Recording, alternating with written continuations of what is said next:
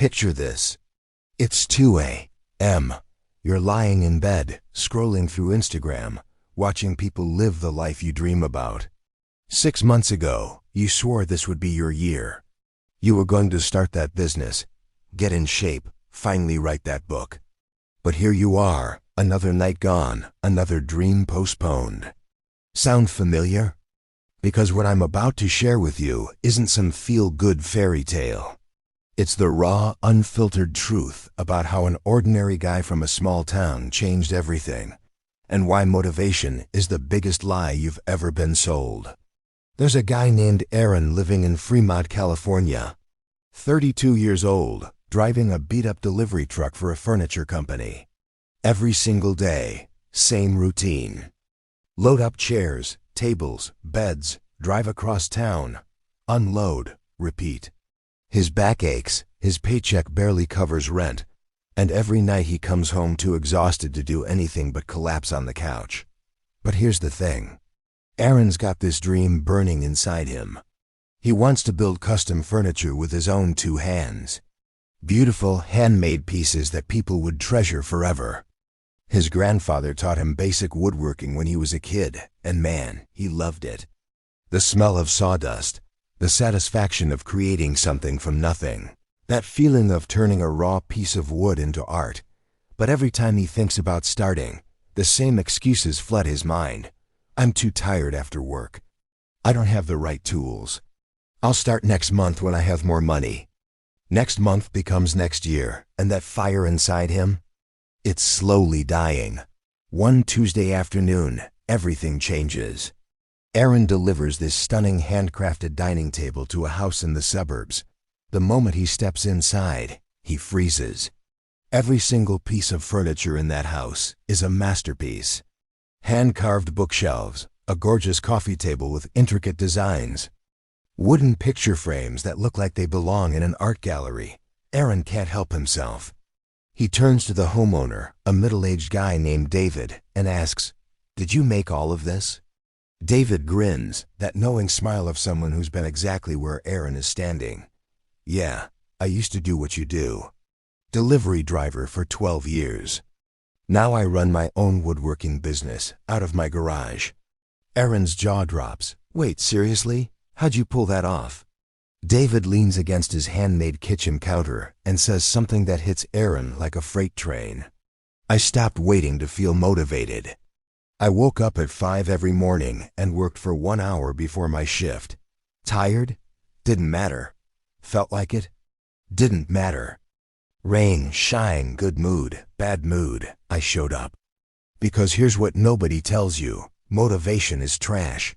It's unreliable. It's that friend who says they'll help you move but never shows up. Discipline? That's what actually gets you somewhere. Discipline doesn't care how you feel." That night, Aaron sits at his kitchen table, hands shaking slightly as he grabs a pen. He's not writing some elaborate business plan or a vision board. He writes one simple rule. Wake up at 5 a.m., work in the garage for 1 hour, build something. No excuses, no negotiations. He tapes it to the garage wall and stares at it for a long moment. Tomorrow starts now. 5 a.m. comes fast, the alarm screams. It's pitch black outside, freezing cold, and his warm bed feels like the only good thing in the world. His hand reaches for the snooze button, but then David's words echo in his head. Discipline doesn't care how you feel. Aaron throws off the covers, shivers, and stumbles to the garage. It's a mess. Dusty workbench, rusty tools he hasn't touched in years, scraps of wood piled in the corner, no fancy equipment. No professional setup, just him and a choice. He picks up a piece of pine and starts building a simple wooden box. His cuts aren't straight. The corners don't line up perfectly. But when he finishes, when he holds that imperfect little box in his hands, something shifts inside him. It's real. He actually did it. Day 2. Alarm rings. He gets up. Day 3. Same thing. Day 4. His body screams at him to quit. He does it anyway. 3 weeks pass. Aaron's built 6 boxes, 4 small stools, 2 side tables. Nothing fancy, But they're solid. They're his. He takes photos, posts them on Instagram and Facebook. 0 likes, 0 comments.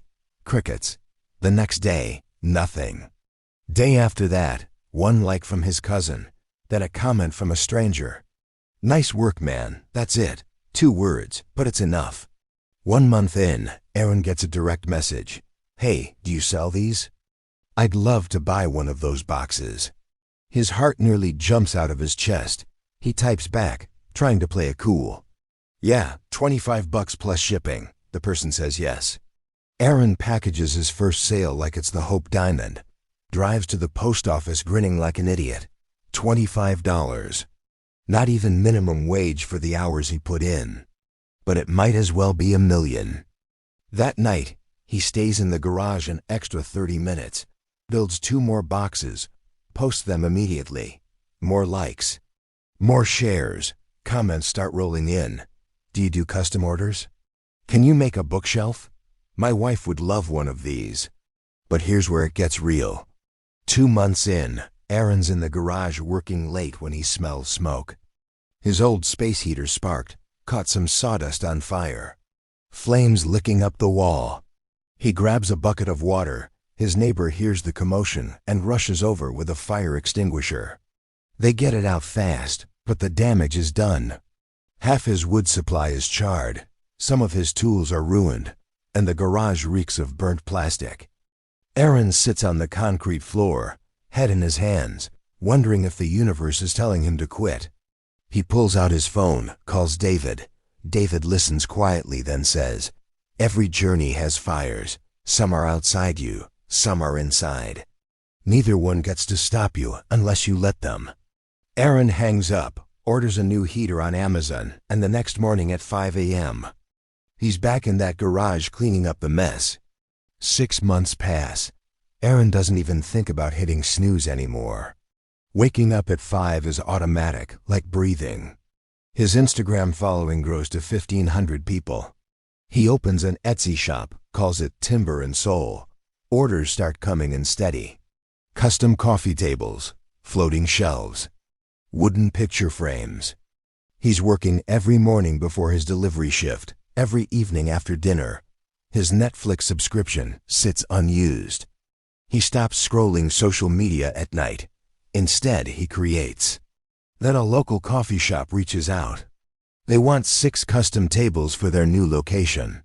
It's the biggest order Aaron's ever received, and he's terrified. He knows he can't pull it off alone.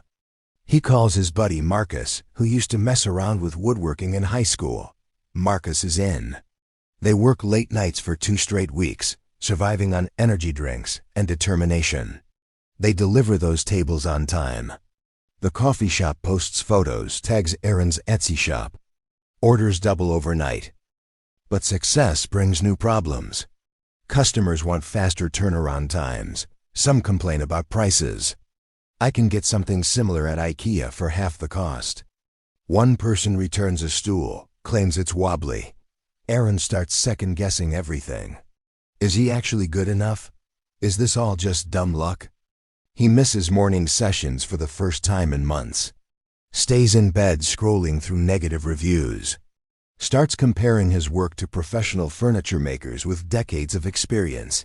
The voice in his head gets louder. You're a fraud. You're not a real craftsman. Give up before you embarrass yourself more.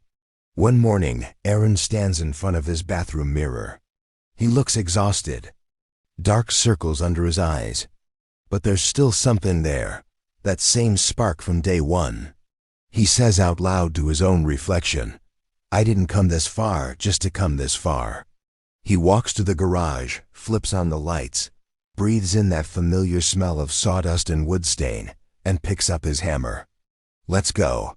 1 year later, Aaron quits his delivery job. He's rented a small workshop space, hired 2 part-time assistants, built a real website with a shopping cart and everything. He's not pulling 6 figures, not even close. But he's making enough to pay his bills doing what he loves. And every single morning, his alarm still goes off at 5 a.m. because discipline isn't something he does anymore. It's who he is. He speaks at local high schools and community events now. People always ask the same question. How did you actually do it? What's the secret? Aaron smiles and points to a wooden sign hanging in his workshop, something he carved himself. It reads, "Discipline is choosing between what you want now and what you want most." So let me ask you something. What's that thing you keep putting off? That business idea you've been talking about for 3 years? That creative project collecting dust in your brain? That skill you swear you'll learn someday? Here's the truth nobody wants to hear. Someday is a fantasy. Motivation is a lie. The only thing that matters is what you do tomorrow morning at 5 a.m. when nobody's watching. When you don't feel like it, when it would be so much easier to stay in bed. Aaron wasn't special. He didn't have money, connections, or fancy tools. He just showed up every single day when it sucked, when it was hard, when every fiber of his being wanted to quit, and that made all the difference. Your move,